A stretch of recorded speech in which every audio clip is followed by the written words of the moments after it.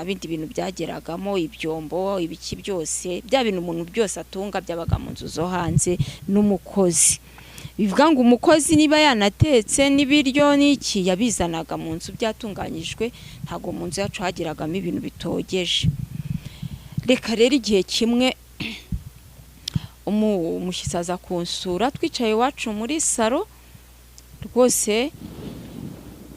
Umushyitsi twari twicaranye hari mu gitondo, umuntu wari uje kunsura, turimo tuganira. Urumva n'inzu yanjye ntiyajyaga yandura cyane kuko nta muntu wayanduzaga. Noneho umushyitsi mu gihe twicaranye ndavuga nti reka nyuze agatorosho hano, hanyuma twicare tuganire, reka mpanyuze hanyuma twicare tuganire dutuje. Yari umudamu. Mu gihe turimo kuganira umugabo barinjiye ngo nguba ngo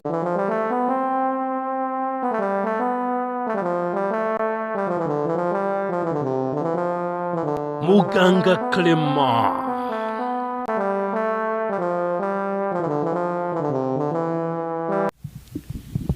Reka twongere tuguhe ikaze wowe wahisemo gukurikira Muganga Clement. Imbere ya kamera yo tubafite umutumirwa, ngira ngo muramubona, ntabwo ari ubwa mbere mumubona ariko nizere ko nimba utari mushyashya hano uramuzi, ariko ntago byatubuza kumuha umwanya ngo abasuhuze, yongera biyibutse anababwira ikimugenza, kuko wenda abo bushize bahita bamenya ikimugenza, ariko reka none abasuhuza nababwira ikimugenza mu izina rya Yesu. Kari umukozi w'Imana.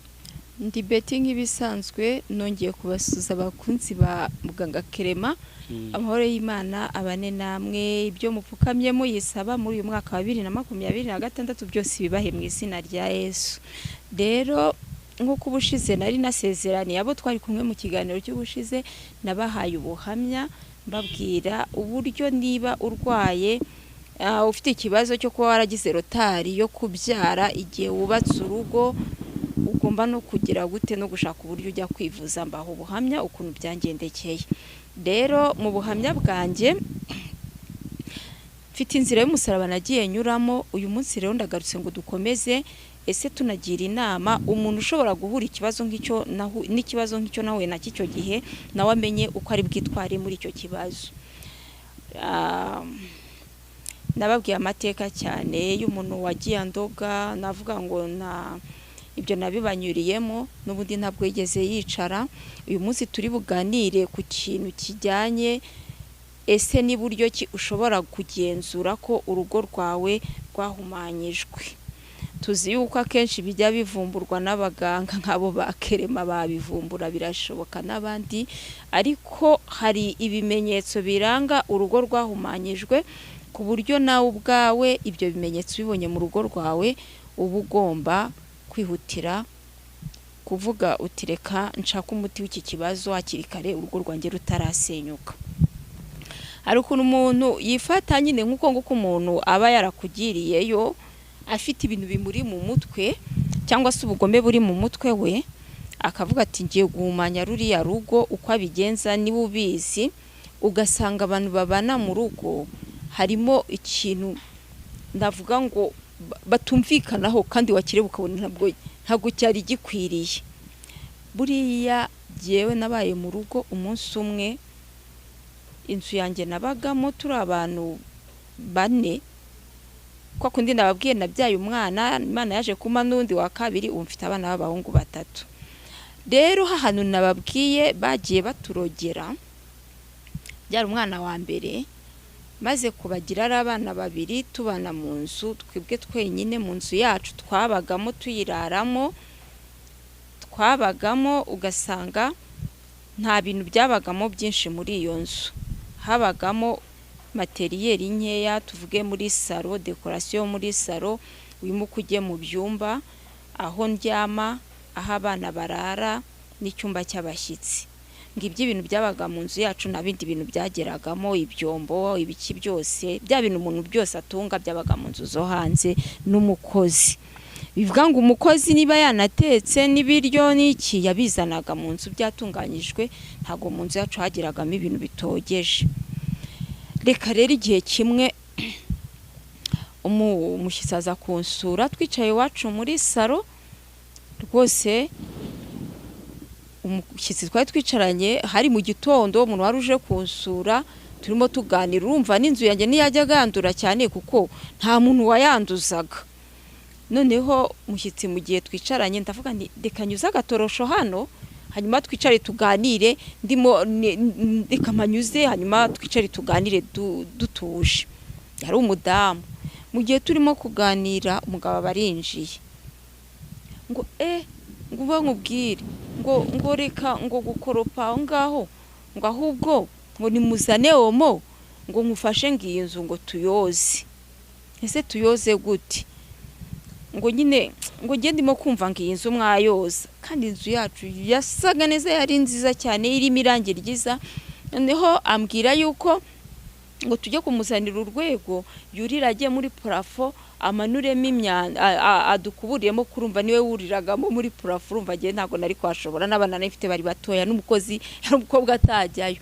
Ati ndashaka kurira nkajya hariya muri parafo nkabakuriramo iriya myanda irimo, none namara kuyikuramo nkayitangira gute, noneho mugafata omo mukozi y'inzu. Umushyitsi wari wicaye iwacu amufata nk'umuntu uruhanya, ku buryo na n'ubu ajya yicara akamwatisha umugabo wawe ararushya. Ati mana we, ati niba ukuntu yakogesheje inzu, we yabifashe nk'aho ari ukurushya abantu kuko inzu yasaga neza. Ariko naje kubisobanukirwa nyuma, yari afite ibintu bimunukira ariko atabasha kubimbwira. Nabiboneye hehe? Ya nabyo nshaka. Urugo rurimo utwana dutoya, murabizi utwana ukuntu dukunda televiziyo, bumwe twiguriye n'amafilime meza aryoshye, urashuye tuyizimirizaho abana. Mu by'ukuri televiziyo waguze mu rugo ugira ngo ikurerere abana, ntabwo wagakwiye kuza uyizimya muri ubwo buryo. Kandi ibyo bintu byarabaye biraba ubona ko bibaye nk'ingezo. Ngewe noneho nza kumubwira nturabizi, ndaza kwigurira indi, ndagura iyanjye televiziyo nyishyira ahantu ku buryo nuzajya uzajya ureba iyawe natwe tureba iyacu, ko nabonaga bitubangamira. Araje ayituzimirijeho, wenda ashyizemo ibintu wenda tudakunda cyangwa wenda bitanareba n'abana cyane, abana bagahita bivumbura bakajya kuryama bababaye. Nanjye nabibona gutyo nkaba ndagiye nyine. None se niba umuntu ashyizemo ibintu kandi mwe mudakunda, ubwo urumva waba ukicaye umara iki? Noneho ibyo bintu biba nk'akamenyero. Ndabyibuka rimwe nigeze guteka ibijumba ibitonore n'ibijumba, hari abantu baje kunsura. None uwo mudamu umwe yari atwite yaje kunsura n'umugabo we, bansaba yuko mbatekera ibitonore nkabatekera n'ibijumba. Urumva uwo mudamu ibyo yashakaga kandi twari tubifite, ndabimutekera. Papa wacu akinjira asanze ari byo biryo tumugaburiye. Yesu we, byaramurakaje nkabona arakajwe n'ubusa. Noneho nkajya ngerageza kumubwira ufite ikihe kibazo, ni iki cyabaye, ni ibiki byagenze biti, kandi pe nta mutima muba afite mu buzima busanzwe, nta nicyo yakwima, ikarwara indwara yo kurakazwa n'ubusa no guhubuka. Ikintu cyose akagikora sa control, nta muntu ari bugisha inama najya amaye nkayandi n'ibikira. Kumbi yari afite ibintu birimo bimutera gukora ibyo bintu, kuko iyo ukora ibintu bibangamiye mugenzi wawe nawe wakagombye kureba uti niye mpamvu ibi bintu mpora mbikora kandi bimubabaza. Mu rugo tuba tugomba kubana twumvikana kandi tujya inama, aho ikibazo cyaje tukamenya kugira gute kugishakira umuti. Reka da, ibyo ntibyari birimo. Hiturakara rararararararararara. Ibi bintu nimbikubwira nukuri utekereze kabiri. Birashoboka njye mbona ingo nyinshi zisenyuka bikanambabaza. Birashoboka kuba waba ufite urugo rukazamo ibi bintu ntusobanukirwe yuko ari babarozi cyangwa ya myuka mibi baguteje kugira ngo iguteze kubangamira abo muri kumwe. Ibyo bintu byarabaye, noneho biza kugera igihe ukajya ubona ibintu byose biramubihira. Mwe nibyo mukoze mwumva ko mukoze neza, ukabona byamubihiye. Yewe data we, ndabyibuka ari igihe twashwanaga tuvuye gusenga.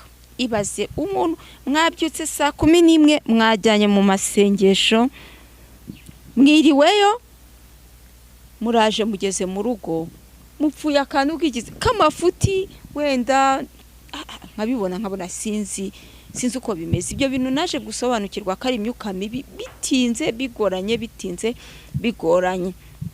Rero ahangaha muntu wenda waba ukurikiye iki kiganiro nawe ugenzure umuntu mwabanye mukundanye, urebe niki kimuhinduye, kuko hari ukuntu umuntu ashobora guhindurwa nawe wowe ubwawe.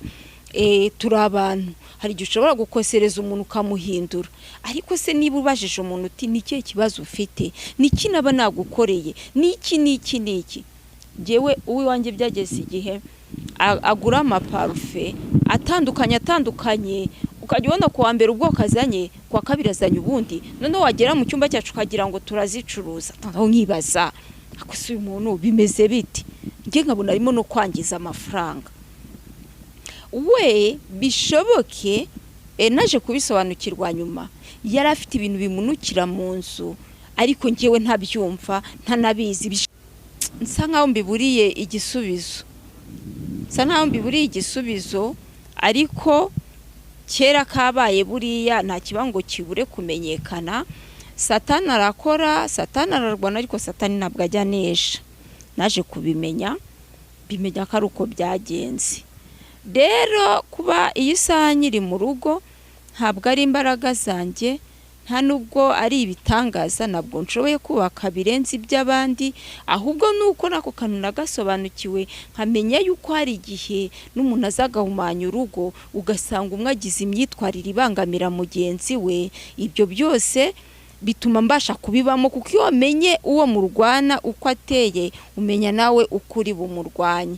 Rero muntu nkurikiye, ntuzabone ibintu nk'ibyo ngibyo byaduka mu rugo ngo wumve yuko ucireho iteka uwo muri kumwe. Hari igihe waba atanazi kabangamye, hari igihe aba atazi ko ibyo bintu arimo akora ari amafuti, cyangwa se ngo yumve ko binakubabaza, kubera wa mudayimoni bamuziritseho. We ahora yumva yuko amakosa ye nta kintu atwaye. Rero byambaho nanjye mugore, nawe mugabo byakubaho, wowe udukurikiye iki kintu kikibona mu rugo rwawe, uzihutire gupfuka musenga Imana, usigare uyisaba uti Imana noneho ngira inama n'uburyo ahantu babivurira, kugira ngo mvuze ibi bintu bishirire mu rugo.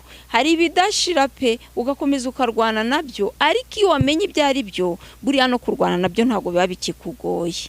Murakoze, tubonane mu kiganiro cy'ubutaha. Murakoze cyane rero, Imana ibaho umugisha. Gusa mukozi Imana Betty udusangije ubuhamya, kandi burya ubuhamya ni ikintu cyiza, ni ibintu abantu bashobora kwisanisha nabyo bakabyigiraho. Umuntu akavuga ati burya ntakure cyane Imana itakura umuntu, ntanakure cyane Imana itageza umuntu. Ese umuntu yifuza kubaganiriza cyangwa se yifuza kubabona, yababona gute? Nimero yanjye ni 0784 60 50 Okay. Ya YouTube channel yanyu yitwa ngiki? Yitwa Deep 5 TV. Deep 5 TV. Sawa rero banyarukire kuri Deep 5 TV bakore subscribe, na hano mukore subscribe, munaduhe inama n'ibitekerezo byanyu. Ni ingenzi cyane, turakunda tubifuriza ibyiza.